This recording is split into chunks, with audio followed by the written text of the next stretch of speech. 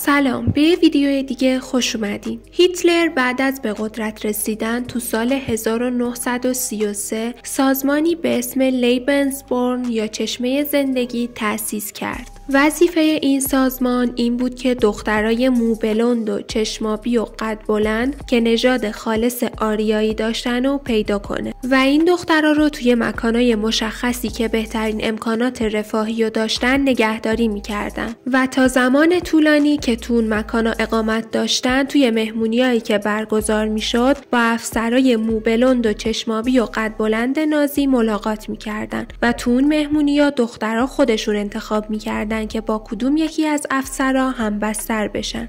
بعد از اون زیر نظر پزشکای نازی دقیقاً 10 روز بعد از آخرین زمان عادت ماهانه، یعنی تو زمانی که بهترین شرایط فیزیولوژیک برای حاملگی وجود داره، یه آزمایش پزشکی انجام میشد و بعد اجازه نزدیکی میدادن. یه افسر موبلند و قد بلند و چشمابی توی این طرح چندین بار به خاطر اینکه فرزندی به دنیا بیاد و نژاد آریایی تکثیر بشه با دخترای مختلف هم بستر میشد و همه اینا به عنوان خدمت به رایش سوم تو پرونده کاریش ثبت میشد. هدف اجرای طرح چشمه زندگی این بود که نژاد آریایی‌ها زیاد بشه، چون نازی‌ها اعتقاد داشتن که برترین و بهترین نژاد بین انسان نژاد آریایی بود. یکی از دخترایی که به انتخاب خودش توی این طرح شرکت کرده بود 18 سالش بود و از سرسخت‌ترین حامیای هیتلر بود. اسم این دختر هیلگارد تروتس بود. هیلگارد همه ویژگی‌های مورد نظر برای شرکت کردن توی این طرح